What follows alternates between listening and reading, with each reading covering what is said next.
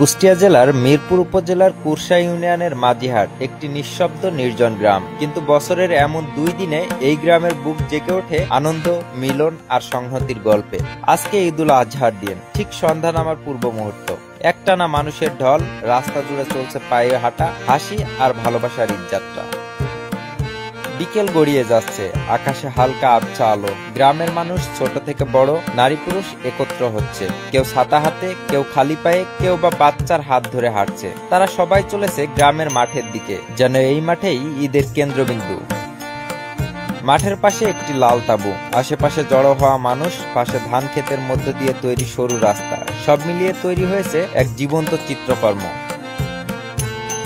সন্ধ্যা নামছে, আলো কমে আসছে চারিদিকে, কিন্তু মানুষের মুখে লেগে আছে উজ্জ্বল হাসি।